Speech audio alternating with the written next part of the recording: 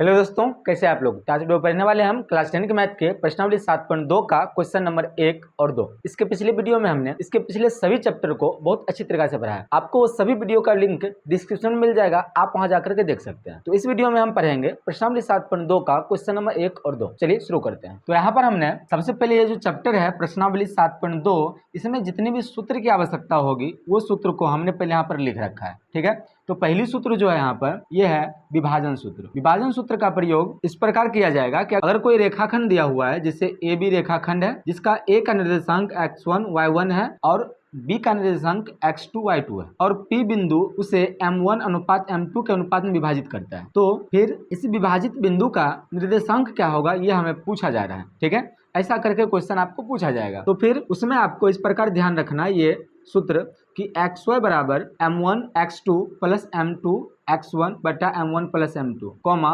m1 y2 plus m2 y1 बटा m1 plus m2। इस प्रकार का सूत्र आपको याद रखना है। ठीक है, इस सूत्र को इस प्रकार भी लिखा जा सकता है कि x बराबर पहला वाला भाग रखना है आपको, जैसे m1 x2 m2 x1, उसके बाद y बराबर इसके दूसरे y वाला जो भाग है इसको रखना है। ठीक है, तो ये तब रखा जाएगा जब कभी आपको इसमें से किसी एक ही हिस्सा की जरूरत पड़े, तब आपको इस प्रकार लगा लेना है, नहीं तो फिर इसी सूत्र का प्रयोग करना है। इसी में दूसरा सूत्र है मध्य बिंदु सूत्र। तो मध्य बिंदु सूत्र जो है इससे थोड़ा आसान है। मध्य बिंदु सूत्र इस प्रकार आता है कि अगर कोई रेखाखंड आपको दिया हुआ है ए बी और ए का निर्देशांक x1 y1 और बी का निर्देशांक x2 y2 है, तो इसके मध्य बिंदु मतलब कि इसके बीच का बिंदु के निर्देशांक पूछा जाएगा। तो उसके लिए आपको याद रखना है कि मध्य बिंदु सूत्र बराबर x1 x2 बटा 2 plus comma y1 plus y2 बटा 2। इस प्रकार ये सूत्र आपको याद रखना है। ठीक है, आप इसे नोट कर लीजिए और इसे आप याद रखिएगा। ठीक है, अब हम प्रश्नावली 7.2 का क्वेश्चन नंबर 1 पढ़ेंगे। ठीक है, प्रश्नावली 7.2 का क्वेश्चन नंबर 1 पहला क्वेश्चन है कि उस बिंदु का निर्देशांक ज्ञात कीजिए जो बिंदुओं -1,7 और 4,-3 को मिलाने वाले रेखाखंड को 2:3 के अनुपात में विभाजित करता है। बहुत ही अच्छा क्वेश्चन है। आप यहाँ देख लीजिए कि आपके पास दो बिंदु दिया हुआ है। हम इस दो बिंदु को इस प्रकार एक रेखाखंड में बांट लेते हैं कि पहला बिंदु जो है इसका निर्देशांक -1,7 दिया हुआ है और दूसरा बिंदु जो है इसका निर्देशांक 4,-3 दिया हुआ है। ठीक है, और कह रहा है कि कोई एक बिंदु है जो इस रेखाखंड को 2:3 के अनुपात में विभाजित करता है, यानी कि इधर 2 हो जाएगा और इधर 3 हो जाएगा। 2:3 के अनुपात में विभाजित कर रहा है, तो फिर आपको इस विभाजित बिंदु ज्ञात करने के लिए कहा जा रहा है, उस बिंदु का निर्देशांक ज्ञात करने के लिए कहा रहा है, मतलब ये बिंदु का निर्देशांक ज्ञात करने के लिए हमें कहा जा रहा है। हम यहाँ पर इस बिंदु को ए मान लेते हैं, इस बिंदु को बी मान लेते हैं और इस बिंदु को पी मान लेते हैं। ठीक है, और आपने सूत्र में पढ़ा था कि जो विभाजित बिंदु होता है विभाजित अनुपात को आप m1 अनुपात m2 के रूप में रख सकते हैं। ठीक है, और ये जो पहला बिंदु होगा इसे x1 y1 कहेंगे और दूसरे को x2 y2 कहेंगे और जो बिंदु हम निकालेंगे इसे x, y कहेंगे। ठीक है, पहले हम इसे लिख लेते हैं। यहाँ पर लिखेंगे कि बिंदु a -1,7 और b 4,-3 को मिलाने वाले रेखाखंड को बिंदु P 2:3 के अनुपात में विभाजित करता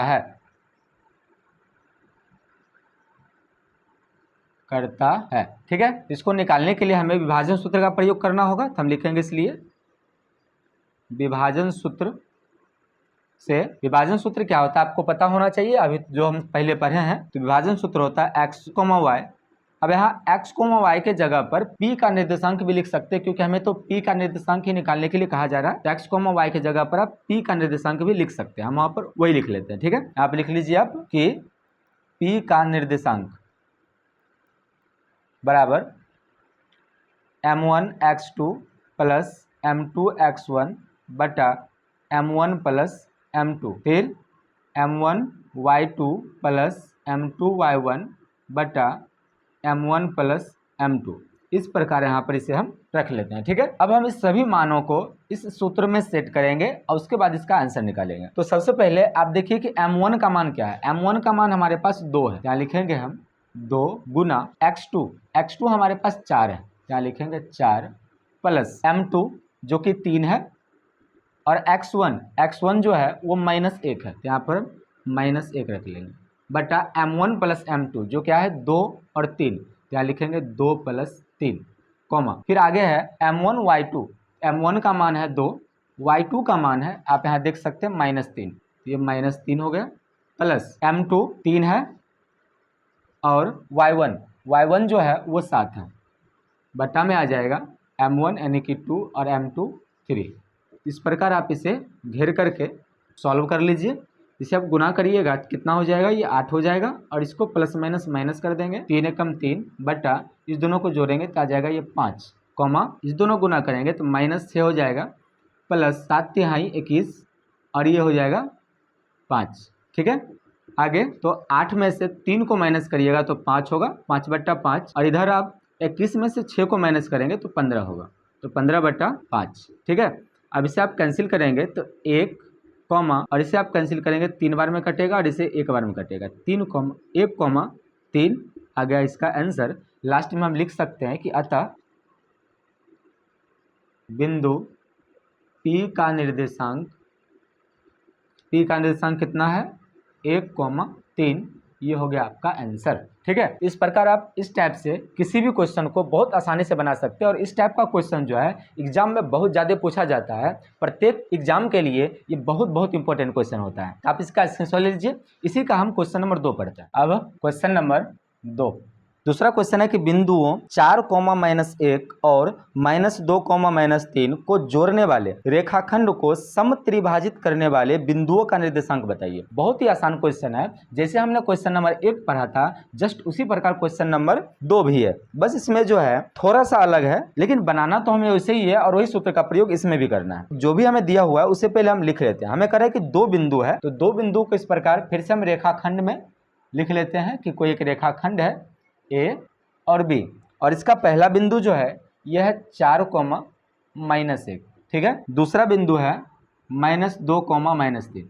ठीक है, हमें कहा जा रहा है कि उस बिंदु का निर्देशांक ज्ञात कीजिए जो इसको समत्रिभाजित करता हो, मतलब कि 3 बराबर हिस्सा में बांटता हो। अब 3 बराबर हिस्सा में वो तभी बांटेगा जब इसको 3 बराबर भागों में इसे काटेगा, मतलब 2 स्थान पर इसे काटेगा।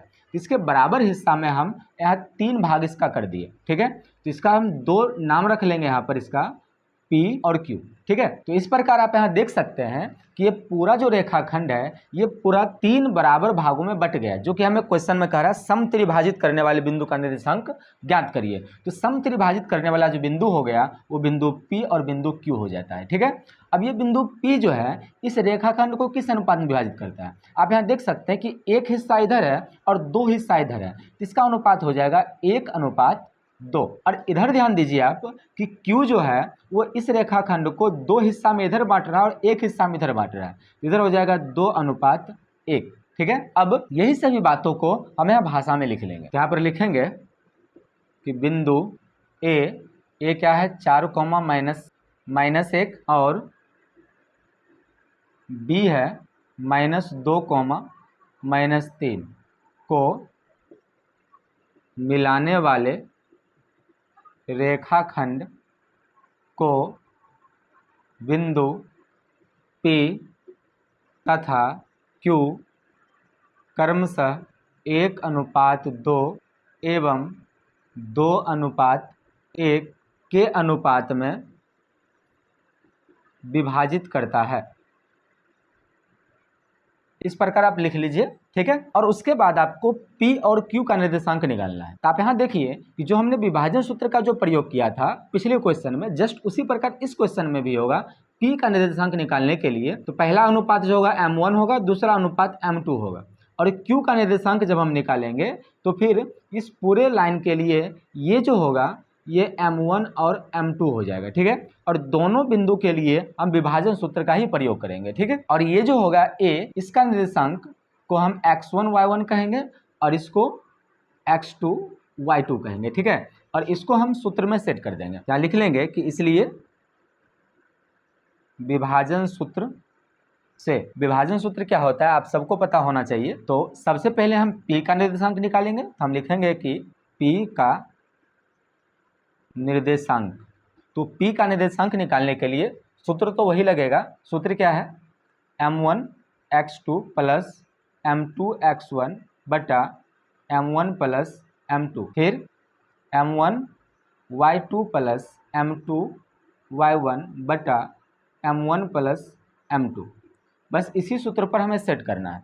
तो P का निर्देशांक निकाल रहे हैं, तो P में जो अनुपात m1 m2 है इसका ही प्रयोग हम यहाँ पर करेंगे। ठीक, तो m1 का मान हमारे पास दिया हुआ है 1, यहाँ लिखेंगे 1 इंटू x2, x2 का मान है -2, यहाँ पर रखेंगे -2 प्लस m2 है 2 और x1 का मान है 4 बटा में आ जाएगा m1 यानी कि 1 और m2 2। इसके बाद m1 का मान 1 है और y2 का मान है -3, यहाँ रखेंगे -3 प्लस उसके बाद m2 का मान है 2 और y1 का मान है -1 और बटा में आ जाएगा 1 प्लस 2। इसे हम घेर लेंगे और फिर आगे इसे हम सॉल्व कर लेते हैं। तो आगे हो जाएगा, जब इसे हम मल्टीप्लाई करेंगे तो 1 और 2 को गुना करने पर 2 ही होगा और ये माइनस में हो जाएगा, प्लस इस दोनों को गुना करेंगे तो 8 और बटा में आ जाएगा 2 1 3, कॉमा इस दोनों को मल्टीप्लाई करिए तो -3 हो जाएगा, उसके बाद -2 हो जाएगा बटा में 3। आगे जब आप इसे माइनस करिएगा तो ये 6 होगा बटा में 3 और उसके बाद इस दोनों को प्लस करना पड़ेगा क्योंकि दोनों में एक समान चिन्ह है। क्या हो जाएगा -5 बटा में 3। तो ये आगे आ जाएगा, इसे आप काटिएगा तो ये 2 बार में कटेगा तो 2 -5 बटा 3। तो एक आंसर यहाँ पर निकल गया हमारा कि P का निर्देशांक जो है वो 2 -5 बटा 3 हो रहा है। ठीक है, अब इसी सूत्र का प्रयोग करके फिर से हम Q का निर्देशांक निकालेंगे। तो लिखेंगे कि इसलिए या पुनः लिखेंगे हम, पुनः हो जाएगा Q का निर्देशांक। Q का निर्देशांक के लिए फिर से हम वही सूत्र का प्रयोग करेंगे, पर यहाँ पर हम सूत्र नहीं लिखते हैं, यहाँ पर डायरेक्ट मान को ही हम रख लेते हैं। ठीक है, तो मान हमारे पास क्या होनी चाहिए, पहले m1, तो Q के लिए m1 का मान है 2, यहाँ हो जाएगा 2 इंटू, उसके बाद आप देखिए कि जो x2 x1 यहाँ पर है वही x2 x1 वहाँ भी होगा, तो आप जस्ट इसी संख्या को आप रख सकते हैं, बस m1 m2 को चेंज करना है बस। ठीक है, तो m1 यहाँ पर 1 था तो इसमें m1 2 हो जाएगा, तो इस प्रकार से हम लिख सकते हैं 2 इंटू x1 का मान यहाँ है -2 प्लस m2 यहाँ पर 2 है तो यहाँ पर m2 जो होगा 1 हो जाएगा और x2 का मान है 4 बटा में 2 प्लस 1 होगा। इसके बाद फिर से m1 2 हो जाएगा इंटू y2 का मान है हमारे पास -3, क्या हो जाएगा -3 प्लस m2 का मान है 1 इंटू y1 का मान -1 बटा में 2 प्लस 1। ठीक है, अब इसे सॉल्व कीजिए, यहाँ पर मल्टीप्लाई करेंगे तो -4 हो जाएगा प्लस 4 एकम 4 हो जाएगा बटा में 3। उसके बाद इस दोनों को मल्टीप्लाई करेंगे तो हो जाएगा यहाँ पर -6 और फिर इस दोनों को मल्टीप्लाई करने पर -1 बटा में 3। अब आप यहाँ देखिए कि -4 और +4 दोनों को जब माइनस करेंगे तो 0 हो जाएगा, 0 बटा 3 और इस दोनों को एक समान चिन्ह है तो जोड़ना ही पड़ेगा, तो 6 और 1 हो जाएगा -7 बटा 3। अब ये आगे आ जाएगा, यहाँ पर 0 के बटा में कोई भी संख्या आए तो आंसर 0 ही होता है, इसलिए 0, -7 बटा 3। ठीक है, तो हमारे क्वेश्चन में कहा जा रहा था कि इस दोनों बिंदु को जोड़ने वाले रेखाखंड के समत्रिभाजित करने वाले बिंदु का निर्देशांक बताइए। तो हमारे पास समत्रिभाजित करने वाले बिंदु का निर्देशांक है, पहला निर्देशांक है 2, -5 बटा 3, दूसरा निर्देशांक है 0, -7 बटा 3। ठीक है, इस प्रकार ये दोनों जो हो जाएगा इसका आंसर हो जाएगा। ठीक है, तो इस प्रकार आप इस टाइप के किसी भी क्वेश्चन को बहुत आसानी से बना सकते हैं और ये भी क्वेश्चन जो एग्जाम में बराबर पूछा जाता है। ठीक है, तो आप इसे ध्यान से समझ लीजिए, अगर एक बार में समझ ना आए तो वीडियो को फिर से एक बार देख लीजिए और ये जरूर समझ आएगा आपको। हम जितना हो सके उतना आसान भाषा में और बहुत ही आसान तरीका से समझाए हैं। ठीक है, तो आपको वीडियो कैसा लगा हमको जरूर बताइए। यदि आपको वीडियो पसंद है तो वीडियो को लाइक करें, हमारे चैनल पर नए हैं चैनल को सब्सक्राइब जरूर करें। Thank you for watching.